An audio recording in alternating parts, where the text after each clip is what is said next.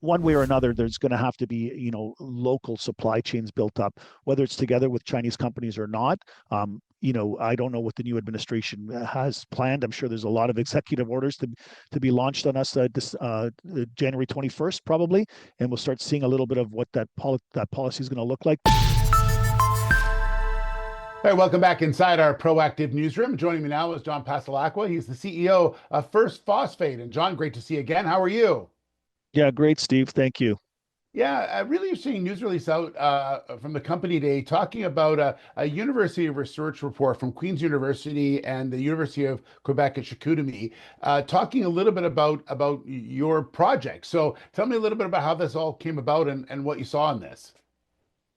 So generally, at this stage, we have our PEA out, preliminary economic assessment out, but we felt it important to go a little bit above and beyond. The universities were extremely interested since the find there in Bégin-Lamarche is such high in content and importance.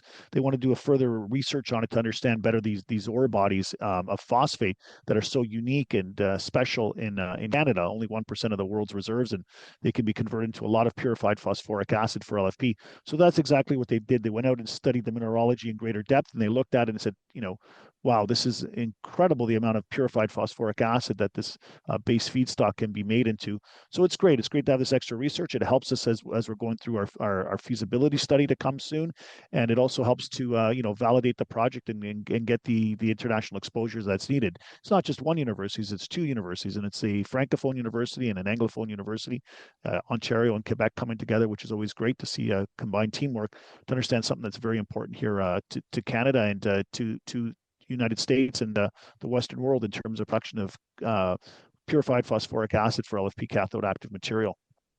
Yeah, and it really puts your project into a spotlight, something that it's been over the last little while, especially with what we're seeing now with one of the world's largest battery maker, CATL, being put on this list in the U.S. of companies not to work with because of the connection with the Chinese military, and that puts a lot of companies like Tesla, like Ford, that have deals already with CATL in a pretty precarious situation, I would think. It's a very interesting situation. Basically, once a company is put onto that list by the Pentagon, companies in the United States should not deal with it anymore. Is pretty much what it comes down to. Now, it's very difficult for Ford, for instance. They had a partnership brewing with CATL that already had a lot of government sort of, I would say, concern. You've probably seen that in the press over the last 6 months, but Tesla does work with CATL, and they're working with them in China. Tesla just built a large plant in China, and I believe most of the batteries coming out of there are CATL batteries. So, big question mark what's going to happen here. And it's interesting how conveniently this happened just right at the end of the Biden administration before Trump takes over. So that puts a wrinkle in the whole equation. And I think it really comes down to what is the new incoming U.S. administration going to do about all this?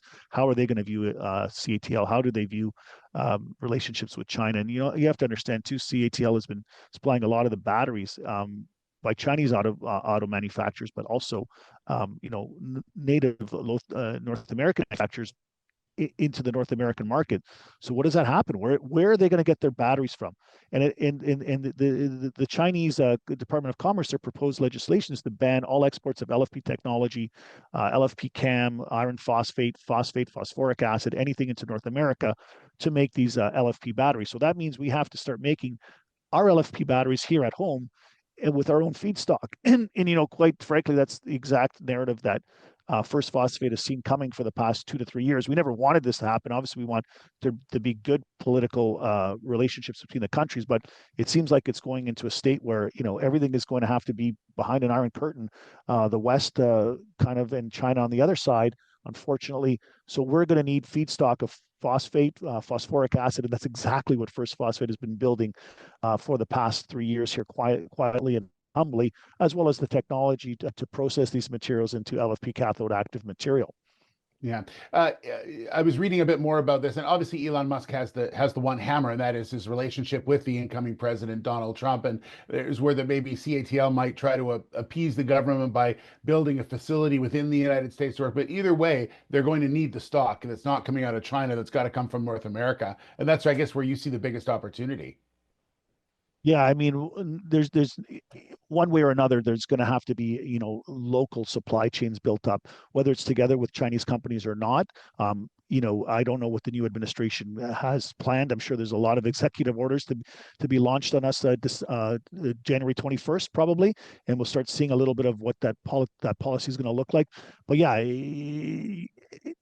everything's going to have to be made here in North America. I would assume that if there is even some deals made with Chinese companies, Trump will insist that those companies build those supply chains here in North America. So, I mean, First Phosphate could not be better positioned for this either scenario. We've been planning for all scenarios, but it's finally coming to a head here. That LFP technology is a major international strategic concern, as is phosphoric acid, phosphate, and we're sitting on the world's the cleanest 1% of phosphate to make a lot of purified phosphoric acid, as well as the technology to make LFP cathode active material. Yeah, it certainly is going to be very interesting, John, for sure, and we'll be there to follow it. And appreciate your expert commentary on this as well. It's much appreciated. Thanks. Yeah, thank you, Steve. Hopefully, good things for the world here, and hopefully, better international relations. But until then, we just have to follow what the governments want from us, and can continue to build and be good corporate citizens. There you go, John Passalacqua, the CEO of First Phosphate.